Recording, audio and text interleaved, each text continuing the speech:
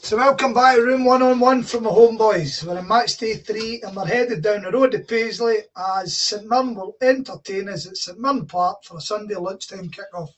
So once again, I'm delighted to welcome my old buddy, Chris Dailly, back on the show. Well, Chris, how are you, pal?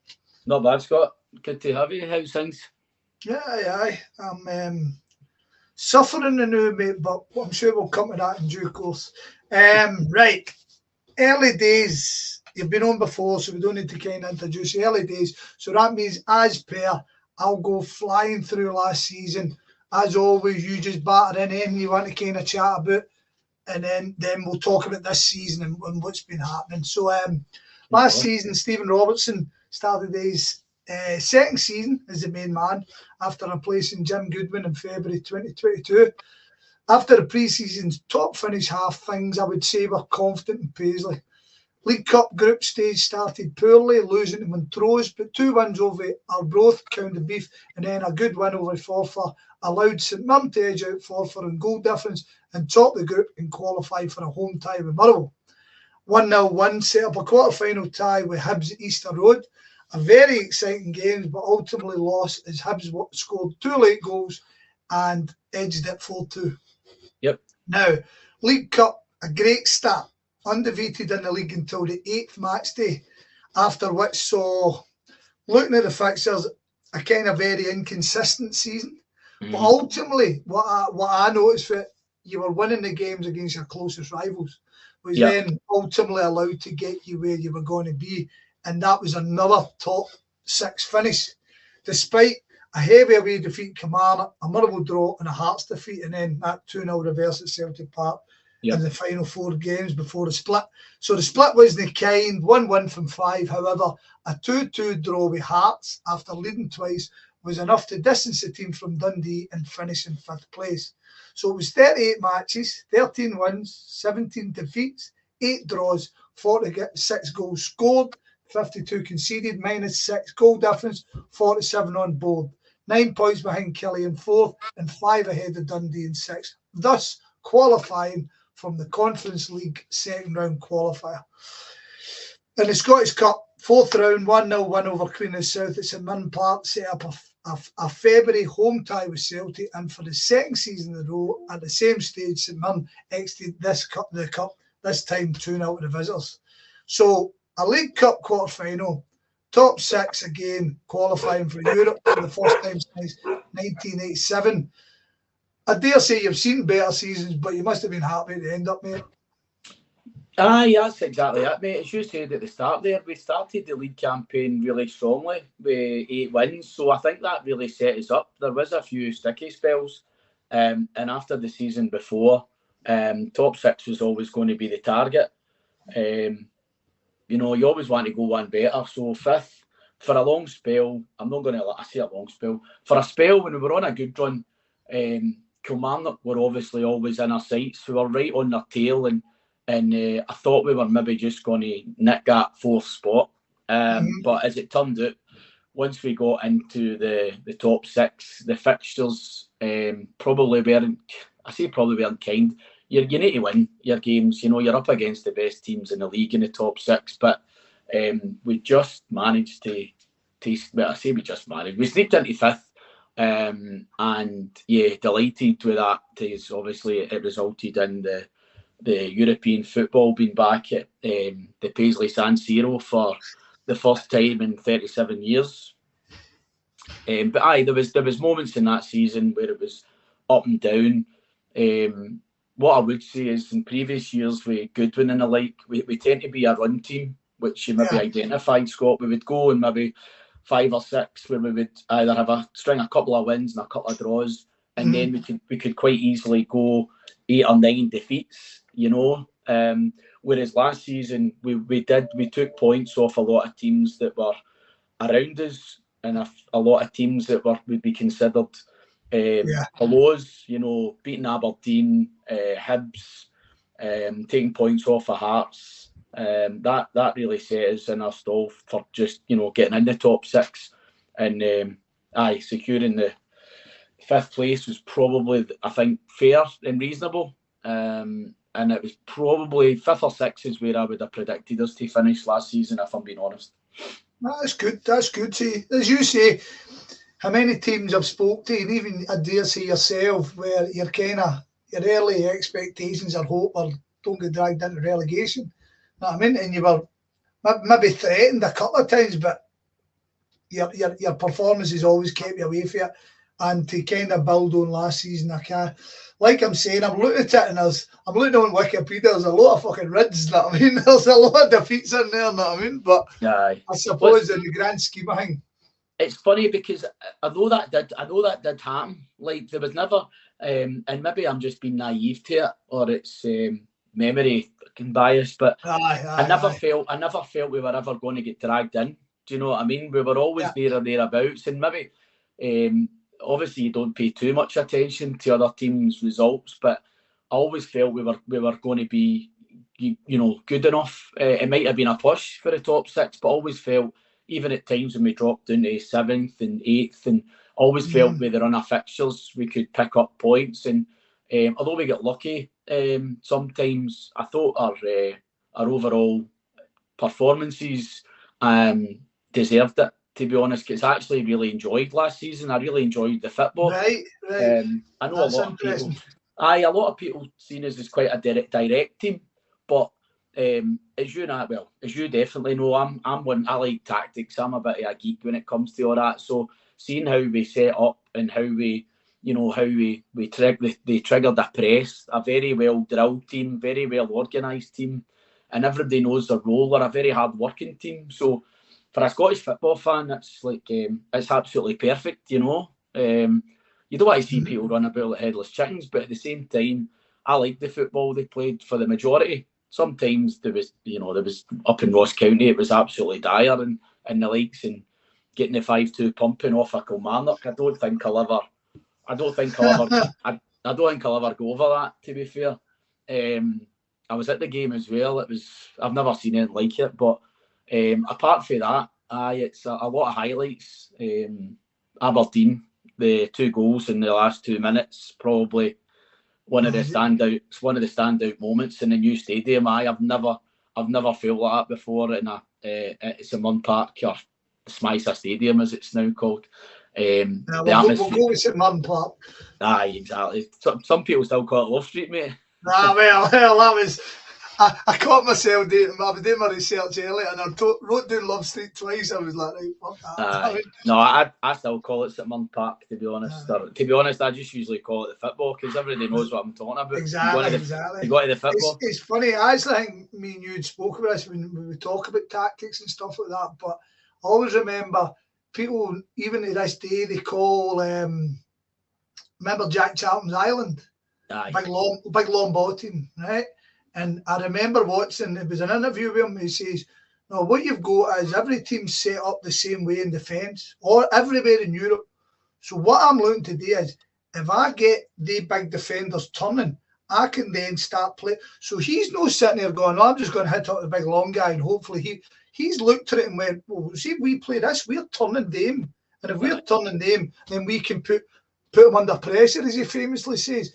Just like you said, you're putting that press on in the right area, aren't you? You know what I mean? So, I mean, people might not fucking like it, but it's certainly a success. And it worked for us. It worked for us last season, and the one thing I would say is Robinson's teams, I think, are pretty notorious for it.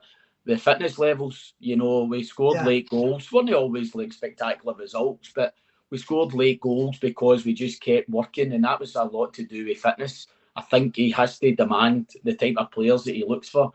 They've got to be fit, and if they're no fit, they'll get fit, essentially. You know what I mean? He'll make them fit.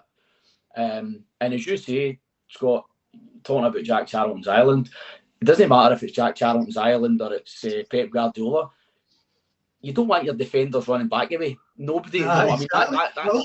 That's horrendous for a defender. So if you can do that and put the pressure on them, or as you say, press them at halfway line or press them in their 6-yard box, it doesn't matter. As long as you can put the pressure on them and the other team's going to concede the ball, then you've got a chance. You know what I mean? Definitely. All right, nice one. So surprisingly enough, so usually at this point I tell my guests to kind of just sit back and relax as I go through a plethora of players who have came and went. But I have to say, in relative terms, very, very quiet so far in the transfer windows. So we'll do the outs first as per. So Ryan Flynn, the former Liverpool youth, departed the club after 146 appearances. Ryan Strain, the Australian defender, left for Dundee United. 31-year-old English-born Republic of Ireland under-21 cap Charles Dunn was also released at the end of his contract. Alex Grieve, the New Zealand international forward, signed for Bohemians after 2 seasons at the club.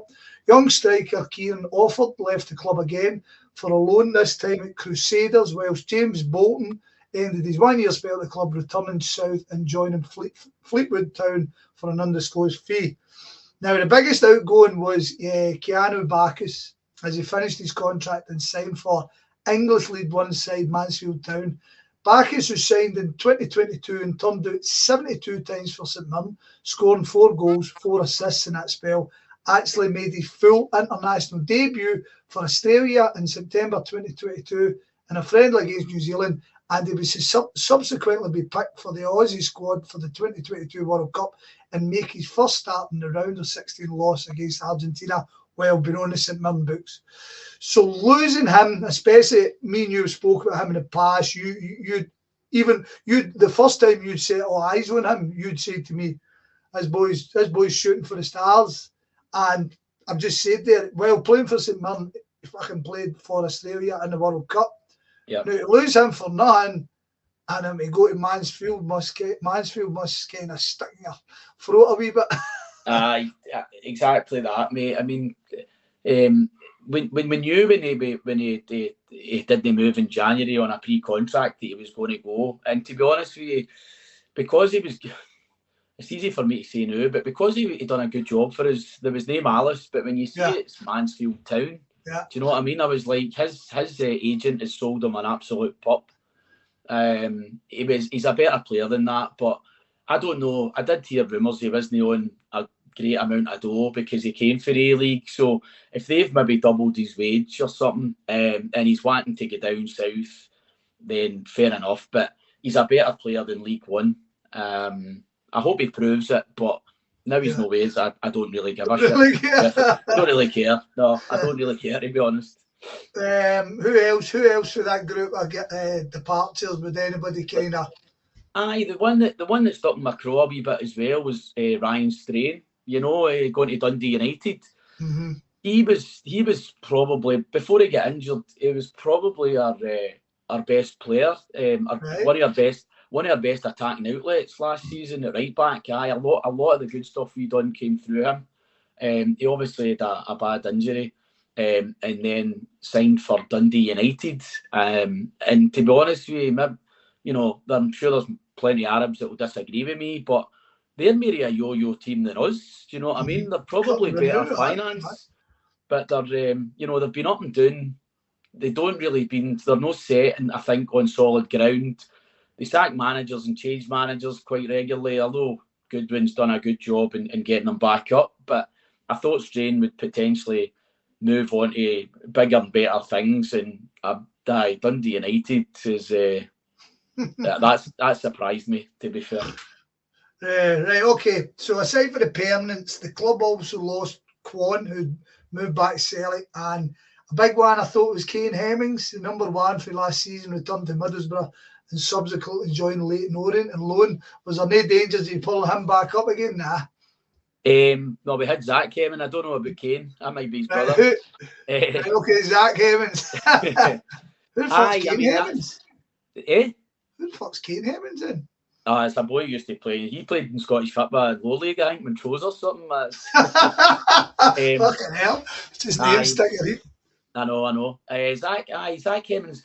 It's funny because he was a very good goalkeeper, but he wasn't perfect, and they never are. But we have been lucky with goalkeepers the last 4 or 5 years, and my concern was that, you know, that wee run's going to end eventually. Obviously, with the new boy coming in, Balcom, didn't know anything about him. Big boy, but he started the season relatively well. Done does look as if he's maybe not too confident coming for crosses, which concerns me. But yeah, so far so good. I would have kept Hemming, but I think there was always noises for his parent company. I think it was Middlesbrough that they wanted him back. Middlesbrough, they wanted him back down the road. So I think the boy himself was quite keen. But I don't know. That was 2 years in the bounce when it was with you guys in the year before it was with Kilmarnock. So yeah, I thought you might have seen him. But anyway, he was gone now. As you said earlier, don't care. Right, no. Inns. So a few well-kent names returning to Scottish football. Sean Rooney, the 28-year-old fullback, returned from a spell with Fleetwood Town at the end of his contract. The aforementioned Ellery Balcombe, a 24-year-old English under-20 cap keeper, was picked up from Brentford for a season loan. Oisin Smith, a 24-year-old Northern Irish under-21 mid-cap midfielder, was picked up from Oxford, again on a free. Irish midfielder Roland Udewu was signed from Shrewsbury on loan. The Dublin-born 22-year-old was on the books of Southampton and Cardiff as a youngster. Jayden Brown, a left-sided 25-year-old Englishman, was signed from Lincoln after a short spell with the club last season. He had actually represented England at several underage levels. 25-year-old English midfielder Dennis Adeniran was picked up from Hapoel Petah Tikva. And again, another one with a good few English undercaps, both signed on free. James Scott, 23-year-old Scottish under-21 cap, was signed in January from Exeter City on loan, and he completed a 2-year deal this summer. Is that correct? Yes, that's correct. And he was previously with Hibs on loan in the 21-22 season. And finally, Alex Yikavetti, the Nottingham-born 26-year-old defender, was picked up from Port Vale for an undisclosed fee, and he'd obviously turned out for 3 seasons at Ross County. And I thought it was a pretty decent signing, to be honest. I always thought he was a good player for Ross County. I'm pretty sure he scored like 3 goals in the bounce against us. But so I'm sure you've seen everybody kind of more or less now. Yep. With the Inns, are you still missing anything? Has the club done you right? Have you got what you expected? Well, I was surprised at the number, if I'm going to be honest with you. I think that's what, about 8 players. 1, 2, 3, 4, 5. About 8. I was surprised it was that many. Right, okay. I think right now, as it stands, we're about 10, 11 days before the window. We're fortunate, Scott, that we've made, I think that it was reported, €930,000, I think, for the European run. Brilliant. That's brilliant, man. So I'd like to think some of that, and I'm sure some of it will go towards the playing budget. There's talk, I think we should be this week signing a boy, Killian Phillips, who was for Crystal Palace. And one thing I would say is Oisin Smith looks a tidy player. He's a centre mid. Udewu is a kind of he looks as though he's a technical player. He's been playing out wide, but with Mark O'Hara, who's our captain, club captain, he suffers from injuries quite a lot, it seems. Right. And without him, we don't really have MD with that bit of dig, just to maybe try and get his fit in the ball, break up play, and then kind of try and progress as well. So, which Bacchus was doing it.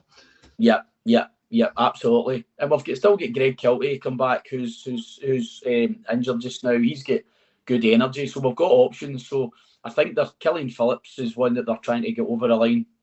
And he had a good spell at Aberdeen. I think it was either last season or the season before. That was this year. I think the Aberdeen fans quite took to him. So he knows the league. James Scott speaks for himself. He's on his probably second or third chance, but Robinson loves that. Guys that he knows and has done a job for him. He was obviously got a hard time down in England at Exeter.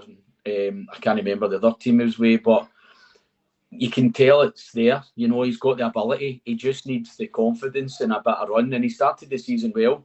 I think he scored 2 and he's had 3 assists already, albeit some of them were pre-season matches. But he started well, and I think he'll do well for us. Yakaviti, like you say, Scott, I thought he was a good squad player. He was pretty solid at Ross County. He started well enough, scored a couple of goals as well. He always seems to pop up with a couple of goals. And Sean Rooney, with Strain leaving, I was a bit concerned, but Sean Rooney has slotted in there really well. You know what you're getting with Sean Rooney. He's a cult hero, big hard man, gives his all, likes to rile up the opposition. Long throw, he's a threat for set pieces. So I think, you know, where we are as well as a club, I think probably the likes of Sean Rooney, James Scott, these guys, they know the league, they'll do a job. Ocean Smith is the one for me. I think he's got potential. Him and your man Caelan Boyd-Munce as well, two young central midfielders that I think have got potential to go on and do better things. Very good, mate. Very good. Right, okay, so out with the guys that we've just kind of spoke about. Right, I'm going to, this is where I show my ignorance. I basically go and look at a squad and kind of pick out, get the guys that I remember. Do you know what I mean? Like maybe they've had a good fucking 20 minutes or scored against us or something. So Mark O'Hara straight away, right? Mark O'Hara, I didn't realise he was kind of getting injuries, but every time I see Mark O'Hara looked like a great player. Looked like a really good player. Gogic always deserves talked about. I mean, there was a game at Parkhead. I'm trying to think what one it was. But he had a fucking stormer of a game, man. And a lot of Celtic fans just don't rate him at all. And I kind of really like him. You know, I liked him at Hamilton. Didn't really do the job at Hibs. But I always liked him at fucking, when he's been with you guys, he kind of works. It works. Aye. And Michael Mandarin was top goal scorer with 11 goals last year. That was something I was meant to mention. You could really do with a proper out-and-out scorer. Yeah, spot on. That's exactly what I was going to come on to, but I'll let you finish your piece today, mate. And Marcus Fraser, obviously, still remains a really important player. And then guys like Scott Tanzer as well. They were the guys that always kind of stick out for me. Yes. Well, the likes of a couple of players coming in to try and give us a bit of competition in the squad, Scott. But the one thing now that, as I say, with the money we got in for the European run, we really need somebody that can put the ball in the back of the net. I like big man John. He's a good target man. He's a really hard worker. We've got Jonah Ayunga there as well, who you probably know, kind of similar frame size as Mandron. He had a bad injury as well, and he's never really seemed the same player, in my opinion. Right. He's 2 seconds, mate. Can win. It's sweet.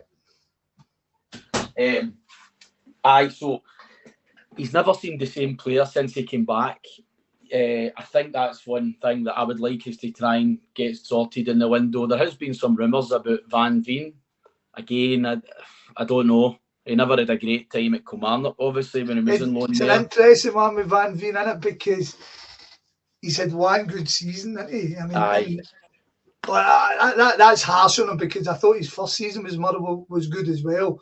But because the Motherwell boy I spoke to at that point was calling him a cult hero. And a cult hero generally means somebody that everybody likes, but he's all right. I know. But I don't know, because see, in fairness, he never really got a sniff last year, did he? Do you know what I mean? Nah, I never got a look in, to be fair. I think, what's the big guy, Vassell? I think, I don't think they expected him to have as good a season as he did. But no, you hit the nail on the head, mate. You know, across the squad, I think we're relatively strong with competition as well. But, you know, a number 9 that's going to give you, you know, going for that 11, 10 goals to 15, 20, that could get you another place or two up the league, you know. And I'm sure every team in Scotland is looking for a striker that's going to score goals. So they're not sitting on the shelf. But that's where I think we need you think, right, so we were talking earlier on, and I don't think I'm going to offend you when I say this, but if all the teams in Scotland play to the level they should, then you guys are likely going to be pushing for the 6th, 7th, maybe pushing into 6th place. Yeah. Do you know what I mean? Because look where Aberdeen are, look where Hibs are, Hearts, and now Kilmarnock have kind of solidified themselves as what they are. So you're kind of pushing to get to them if all things are being fair. But the fact are Hibs and Aberdeen and fucking whoever else have been basket cases. Yeah. But see, every time a team has kind of overachieved, they've always had that striker. They've always had that guy who's trapped with a 25. I mean, the Ross County had the boy, straight out of my head, a couple of seasons ago. Do you remember the wee winger? Just, I can't didn't have a good season.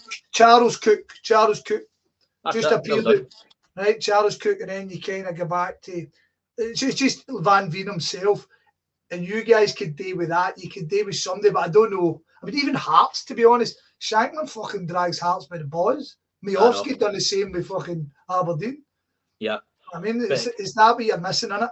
It is exactly that, mate. And we've said that me and my pals have spoke about it. You know, Aberdeen are never going to be as bad as they were last season.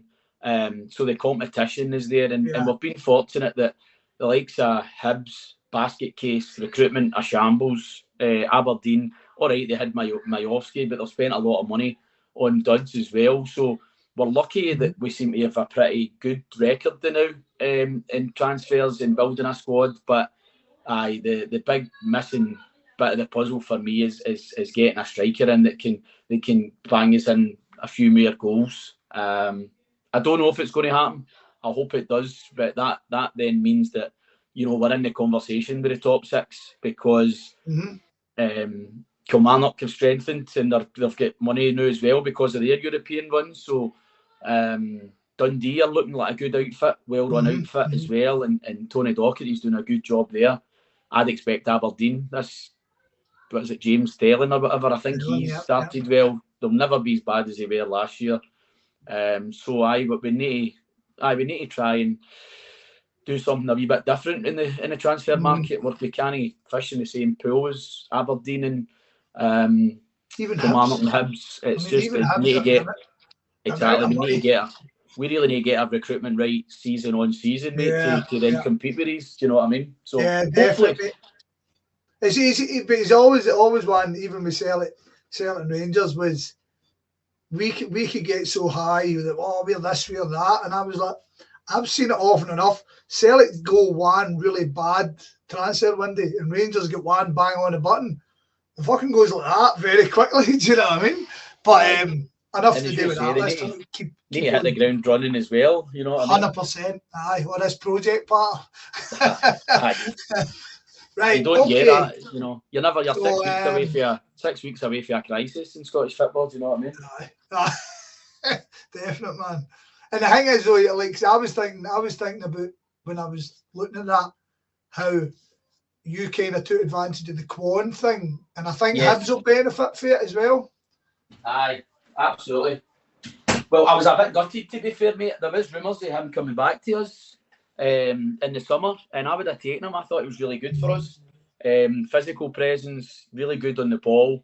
I was hoping we were going to get Quan, but I don't doubt Hibs have maybe thrown him a few extra quid. Aye, because, you know, the social media team and all the marketing stuff at St Mirren are really good these days. They're a bit more professional. And I've seen videos with Quan when he was doing his initiation song and all the carry on. And, you know, he seemed to slot in really well. So I was hoping we'd have him back, because I thought he was excellent for us in the time I seen him.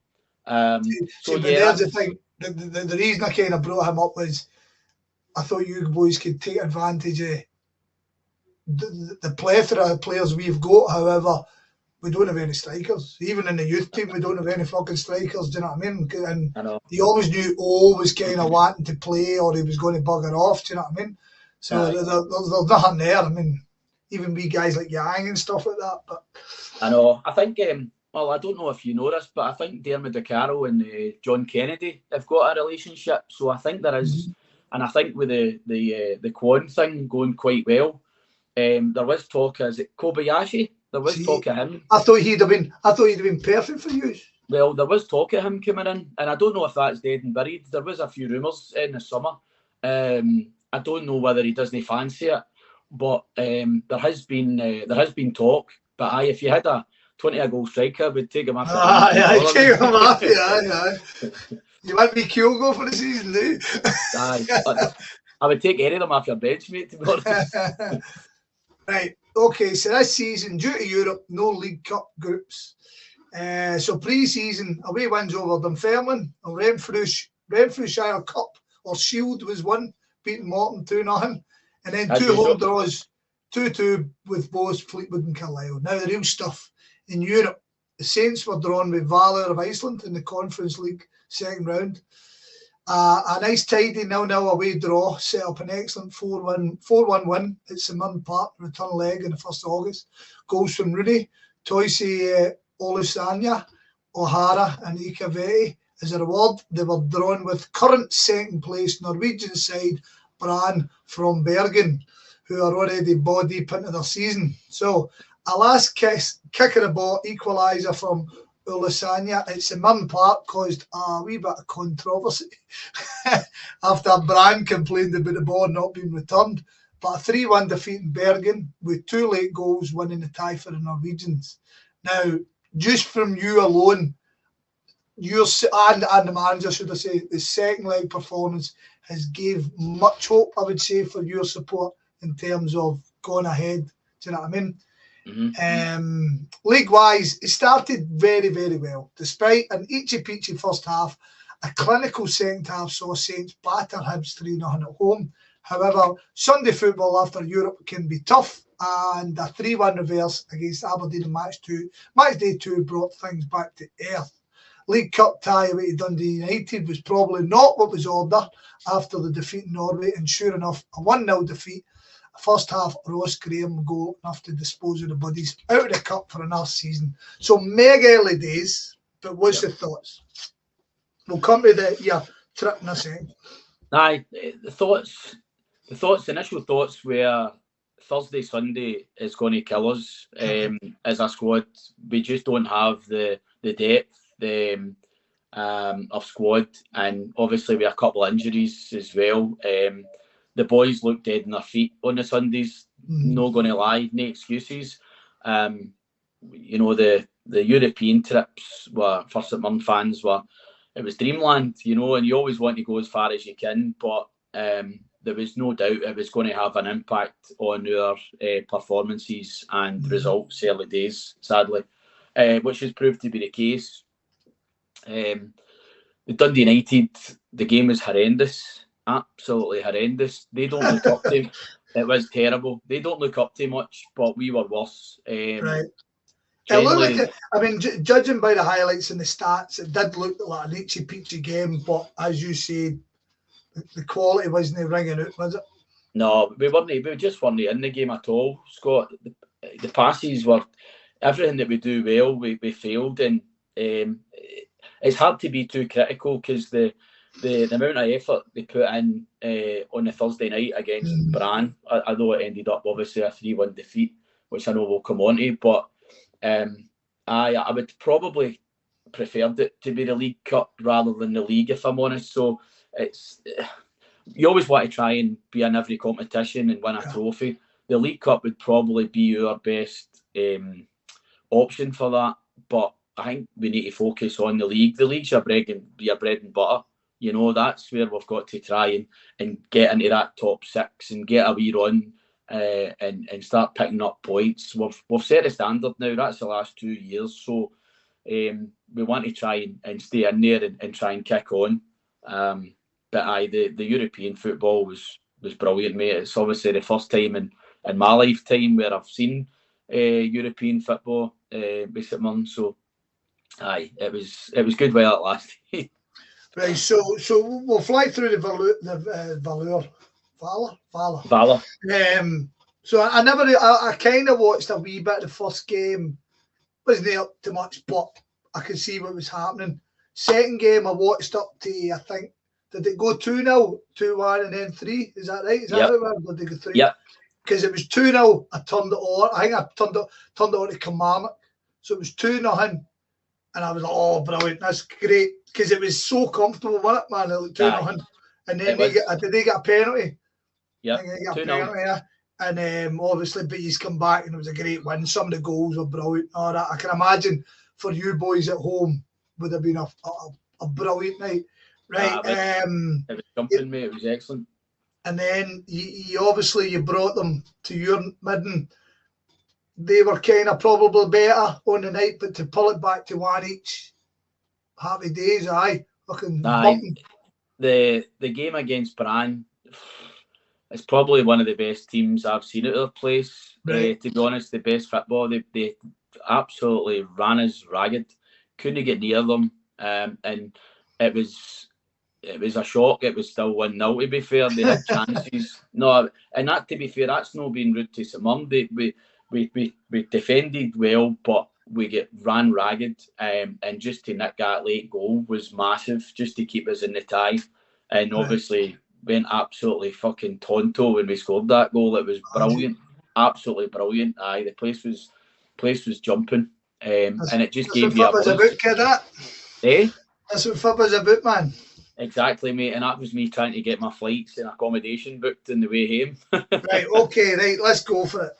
Tell us about how you go to there. Basically your story. Let us know. Right. So obviously the talk with all the boys before the game is right, we're going to Norway. It's going to be expensive, and I know a few people that try to get booked flights here, booked flights there, because you didn't know where we were going to end up. And so literally Thursday night after the Olasanya goal, me and the wee man jumped in the train home, and I says, right, son, we're gone. So that was us back at 10. I was on Skyscanner, try to get flights, try to get accommodation. I knew that if I waited to the Friday morning, the prices were going to go through the roof. So had to strike while the iron was hot. So we get flights from the Wednesday. We were going from Edinburgh to Amsterdam to Bergen direct. Brilliant. On the Friday after, we were getting Bergen to Oslo to Edinburgh, and then that was us. But honestly, Scott, speaking to the boys earlier, there was people that flew from Glasgow to Palma, Frankfurt, Dusseldorf, Dublin, everywhere. It was honestly, it's class. It was like the Euros again. Just get there any way you can. People flying from Aberdeen to Stavanger, and it was. You know what it's like being a football fan. You'll do anything to follow your team. But some of the trips I heard was unbelievable.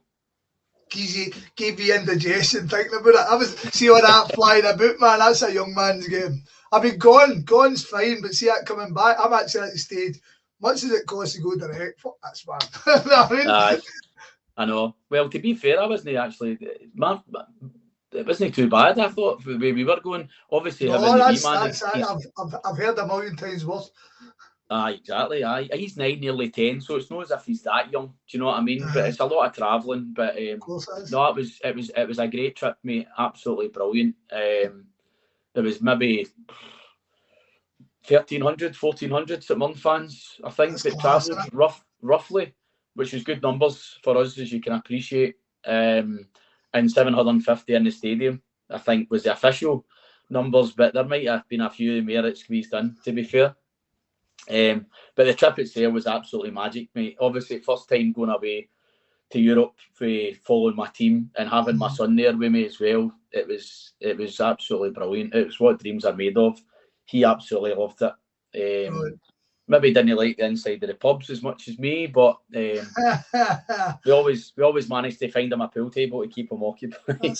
You're just gearing them up for what's coming in the future, mate. Exactly, mate. Exactly. And right, so the game itself. Yes. The game itself, we actually were in the game a lot more than the home leg. It was very competitive. I don't know if you've seen any of the footage, but the weather was horrendous. It was pissing a rain from we woke up until we get home at night. It was horrendous. It was the same for both teams, obviously, but they obviously scored early, first 10 minutes, and you're concerned. But we fought and battled and we came back into it. And then when we scored late on, I can't remember exactly, Scott, it was maybe about 78 minutes. You know, we had them rattled. There was a few chances. And then what tends to happen there, obviously, in the midst of the season, they've got another gear. We're absolutely shattered. They scored the second, sorry. And after that, we just pretty much collapsed. You know, it was just take the wind out of our sails. And it finished obviously 3-1. But what I know it sounds daft now, obviously gutted at the time, but so proud of the team and the fans. It was a brilliant experience, and it was worth it, every penny, for that 1,300 odd quid, flights and accommodation, just for that goal. Honestly, just that was amazing. Just being there with my pals and my son, just jumping about mad. I must have cuddled him for about 3 minutes after it, just jumping up and down, going mental. It was a brilliant experience, mate, and I would hope to do it again sometime. Brilliant, mate. Brilliant. As you say, that's what it's worth, and that whole fucking name scoring late on and just all the heart on it. I've been that soldier. I've been a fucking you support Scotland away and off. Fucking you've been that soldier. I know. Well, I don't get too many Scotland games or away games anymore anyway, just because of the family and that. But it's a kind of, we should be used to it by now. Exactly. Heartache and pain. You know what I mean? We've actually thought about binning the game at Sale now and just kind of go to Malaga. Do you know what I mean? And just fucking sit in a boozer. Then that way you don't get hit with a fucking polis at the end. But alas, that's my problems. Right. Okay. That's great, mate. Love to hear that. So, this weekend, now, last season's results, I usually kind of dismiss them because everybody in Scotland punts their managers that much. But I think last season is kind of relevant. There hasn't been too much a turnover, certainly not on our side. You've brought a few guys in. So we played each other 5 times last season. Played in the Cup and obviously 4 times League, but with you guys been in the tap. So the 1st of November, Celtic 2, St Mirren 1 at Celtic Park. A late goal taking the points after St Mirren had led. Turnbull scored an equaliser, then missed a penalty. Tight game. Yeah. 2nd of January, it was the last game before the break. 2 early goals for Celtic made a surprisingly easy day for us. But as you remember, there was a somewhat controversial decision to send off Ulisanya early in the first half after a VAR check. I suppose that kind of summed up the day for you. You scored. I think I just sat down in that when you scored the first goal. And as you said there, and listen, you might disagree, but from my memory, and under previous regimes and managers, we would go to Ibrox and Parkhead and we would just try to avoid a doing.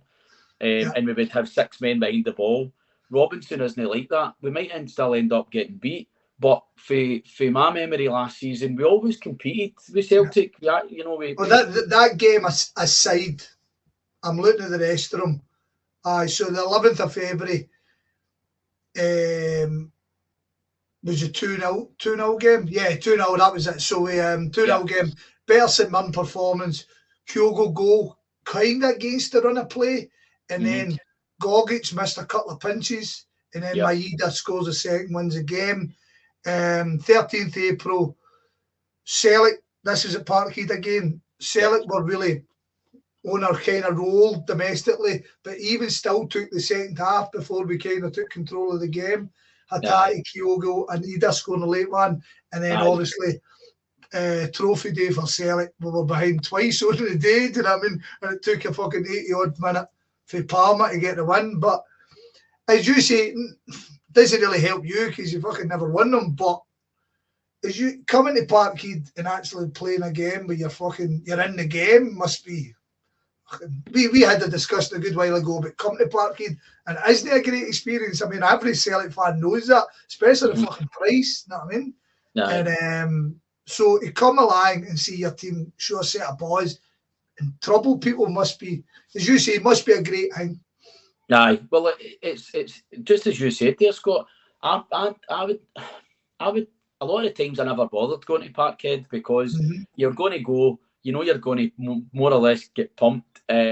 but last season is the most I think I've ever been in the one season, because we knew we were going to listen. Ultimately, we're probably going to get beat, right? But we're competing, and we created chances in the two last games, as you said there. We were in the game to like 70 odd minutes, and then what happens is you bring on £5-10 million worth of subs, 100%. we tire, and then we just can't handle that. And that was. I remember the last game in April when we were in the game and we were competing well, and then the substitutions and the changes killed us. Celtic that were five still. sub thing. Aye, I mean, I understand it. What's in my benefit? But I can imagine guys like you kind of going, "Fuck off!" You know what I mean, you're changing half the team. Aye, and it's all international players that are coming on that have been signed for £2, £3, £4, £5 million. You know, and we're calling them projects. Aye, exactly. So encouraging how we've stood up to Celtic and Rangers last season. Ultimately, you know, you don't get the points, but it's progress from where we have been previously, and that's all you want. That's all you're looking for. That making progress, and sometimes hopefully we get a wee bit of luck and we can maybe nick a win here and there. But based on how you have started the season, I'm not too sure. I mean, I'm not too sure Sunday's a day for it.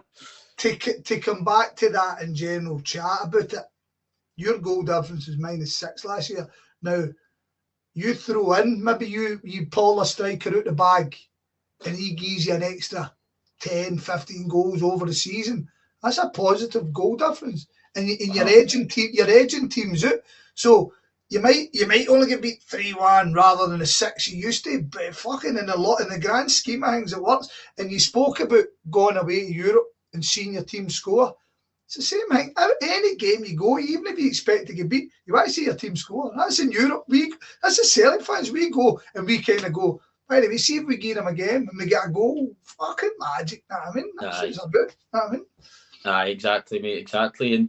And with Robinson as well, you know he's going in with a game plan, and it's not just to have 6-7 men behind the ball. We do try and compete, but compete a wee bit higher up the pitch. You know, we might not be free flowing. It's no Pep Guardiola's tiki-taki or anything like that. But we're organised, we're hard working, and we will create chances. We set pieces in the league. We can compete now with the likes of Rangers and Celtic, where previously, you know, we did go to Ibrox and Parkhead and it could be 5 or 6 at times. So a bit more encouraged. I'm not entirely confident in Sunday, but I know. Right, okay. So we'll jump into it, right? So according to Transfermarkt, you've played about 4 or 5 different formations, but kind of in closer inspection of that, I think it's more to do with the fluidity of Rooney, Tanzer and Gogic, basically allowing you to go 3 or 4 or 5 at the back. Do you know what I mean? I think would that be what you see it as? And how do you think you'll set up this weekend then? It's 3 fullbacks with 2 wingbacks essentially, Scott. But that gives you the 5 at the back when you don't have the ball. Yeah. You'll see us as well.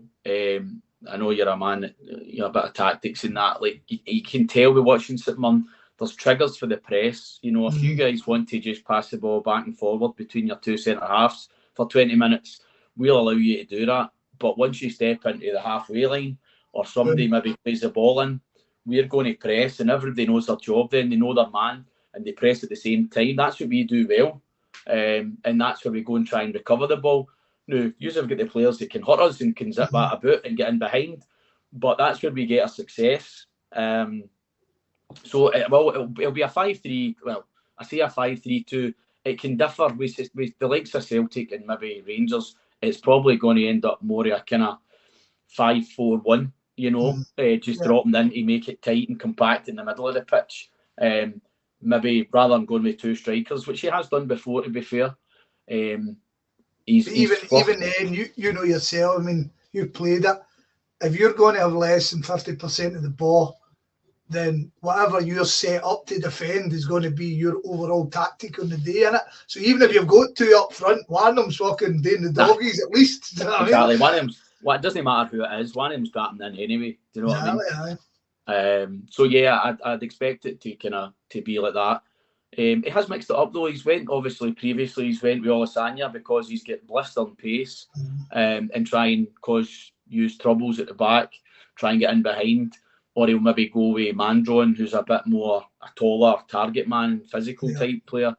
Olisanya, he might go with them both because Olisanya is that quick that he might just drop him in. I'm not entirely sure how he's going to line up, because sometimes he's taken me by surprise, but I wouldn't surprise me if it's, without the ball, it's the 5, bank of 5, 4 in the middle, we can have 2 sitting, and the 2 wing backs, but the wing backs will tuck in when we don't have the ball.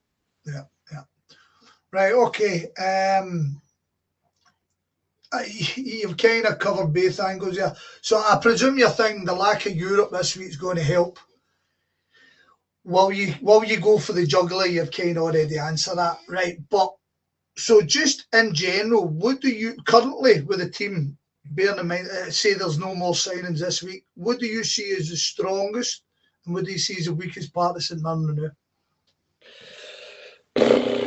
Strongest part, to be fair, is probably right now. I think your defence. I think we're defensively sound. We've got Richard Taylor, who we haven't talked about. Right. I think he's only 22. Really good player, great prospect. Him and Gogic and God, I forgot his name, Marcus Fraser. And they're the back 3. Marcus Fraser doesn't get the plaudits. He's a 7 out of 10 pretty much every single week.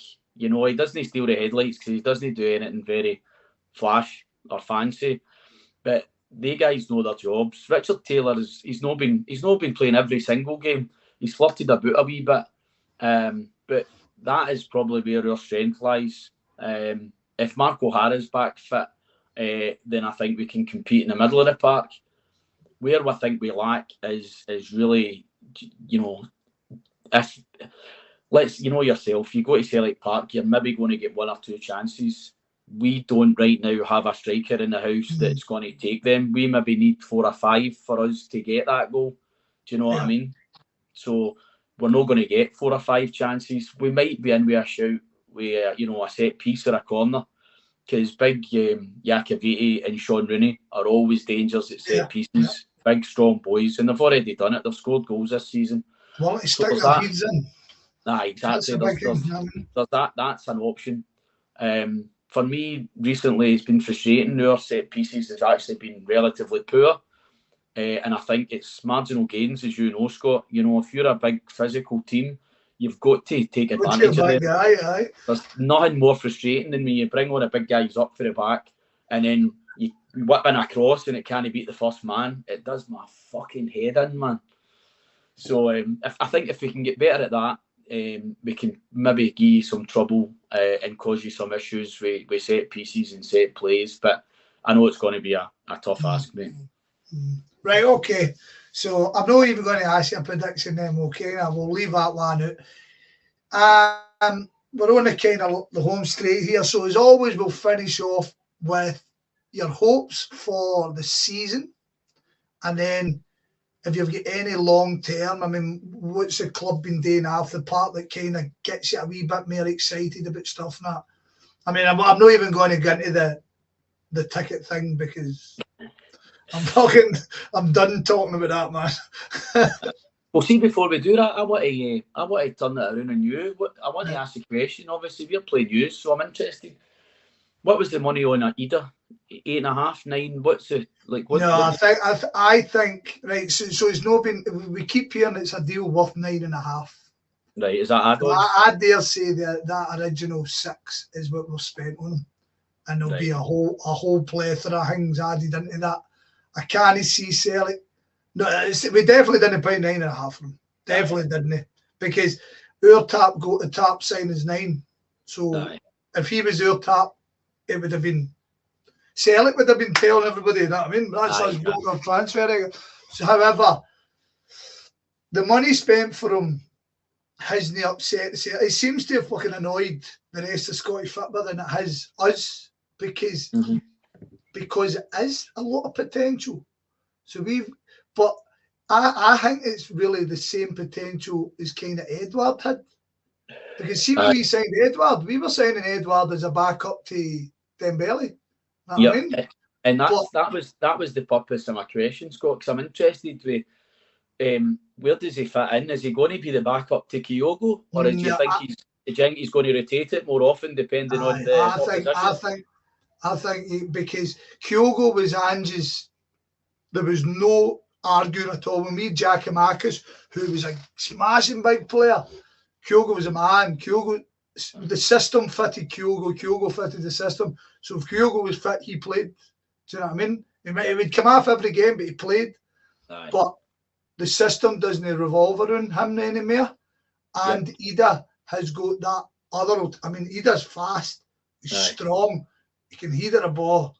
And I think he's a smashing player. For what I've seen him last season, and he's a good finisher as well. And exactly that's what worries me. To be fair, if Kyogo starts and then Ida comes on 25 minutes to go or something like. Well, we don't know what's happening with Kyogo now because obviously he's still injured. Well, he's been doing his shoulder again. Shoulder a bit dodgy, aye. But it seems he's had this dodgy shoulder before we even signed him. Right. What Rodgers is saying, he's a grown man. If he wants to go and get that fixed, he can go and get it fixed. But if he wants to just keep playing and risk, you know what I mean, then he'll be part. So I don't really know what's happening with Kyogo because obviously he was missing the weekend. But last time Maeda played up front, he scored straight away against us. Do you know what I mean? And Maeda is a fucking pest of fuck as well as you know. Do you know what I mean? Imagine playing against that cloud, man. You'd be like, oh, he's peace, man. I know. I think I would just get a shotgun out or something, to be honest with you. Yes. I mean, sometimes Maeda is a bit of a headless chicken, I know, to be fair, but he is a pest, man. I would hate to defend against him. I would just put him up in the air, mate. But even then, if I could catch him. He's one of the guys who just gets up, doesn't say anything, and just keeps going again. Because, like I say, I played fullback, and if he ran at me, because I couldn't run anyway, do you know what I mean? If he fucking ran at me, I'm like, hell, just take me off now. Right, game's a bogey, aye. So hope for the season then. Similar to last season, mate. I think the squad is strong enough that we can compete for top six. Again, I'm a realist. Aberdeen aren't going to be as bad as they are. I think Hibs are still not in great shape. You know, seen them against us, and they've no strengthened. The guys that they've brought in at the back, the big boy is what's his name? I know who you're talking about. Pika. He looks like an absolute bomb scare, man. I think they could be another. I was talking to Mark last week, who goes to every game, and we were talking about kind of the new manager coming, or the new old manager coming in, and what he's trying to do. He's like, he's trying to solidify the back, and I'm going, don't you fucking look at it? Aye. So we are probably needing a couple of snookers. If Hibs are still relatively poor, I think we've still got a stronger squad right now than Dundee. I would take Luke McKibben for them, but apart from that, I think we're a better team. Kilmarnock are still going to be there or thereabouts. So realistically, I think, top six is the target for me. I think we're good enough to be in and about that. If it was the bottom, if it was the bottom six, then I would fully expect us and hope that we would finish top of the rest. But six is still, top six is the target, and then once we're in there, you just wait and see what happens. Shoot for the skies, innit? That's it, mate. That's it. Yeah. And obviously win the Scottish Cup. That's the one. As always, mate. Aye, that's the dream, mate. That's it. I've got a bottle of Chivas Royal Salute I've had for 20 years that I got from and that's just sitting gathering dust, mate. It's going to get cracked once we win the Scottish Cup. So hopefully I can get to drink it before I pop my clocks. Get away to drink it for you, pal. I know. That's going to be an heirloom. So, as I said to you, anything going on at the club that you think kind of deserves a wee bit of plaudits or a wee bit of chat? I will always want to give a shout out to the Charitable Foundation, who I try and do a wee bit with when I've got the time. we've done done sleep outs and stuff, eh? I've done the sleep outs, yeah. Gail, who's the CEO of the Charitable Foundation, does a brilliant job considering the budget. You know, they're self-funded. It mostly comes from obviously the club. As you know, we're fan-owned, so the likes of myself, there's a lot of fans that you know are part owners, if you want to call it that. We donate 12, 15, whatever variances a month, and you've got a say in the club. Yeah, you get a say. So there's a pot of money there that goes to the the youth in the academy, and then obviously, excuse me, we try and put, maybe there's a residual pot of money that's maybe £2,000, £3,000, £4,000 or something will go to the Charitable Foundation, because they do a lot for the local community. Brilliant for, they put on the free Christmas meals for the vulnerable. There's a lot of education programs they do. Obviously the sleep out, as we said. They do a lot of good work in the community, so they definitely deserve a shout out. It's very difficult when you're competing on charities these days and food banks and all that. It shouldn't be the case, but they work tirelessly to try and help those in the community that need it the most. That's what you want outside the ground, no these fucking dance schools, man. Right, anyway, that's us done, mate. Absolutely brilliant, as always. It's really nice to catch up with you anyway, because we've not spoken a long while. As always, I hope your team get pumped to the weekend, but you'll go and have a great season. Maybe get that Scottish Cup, but no against us. Anywhere on social media you want to kind of tell people can follow you if they want to hear your patter? Well, Twitter is usually, I'm on Twitter, it's usually just X. Whatever. I'm not calling it that. So it's usually just rantings and ravings and Scottish football, and if anybody's interested, they can follow my shite on there. But as you said there, thanks very much for having me on, Scott, and just want to reciprocate. I hope your team get pumped on Sunday, but I'm maybe not as confident as you, mate. Maybe not as confident as you. Okay, mate, I'll leave you going there. So once again, Chris Dailly, thank you very much. Thanks for having us, mate. Cheers.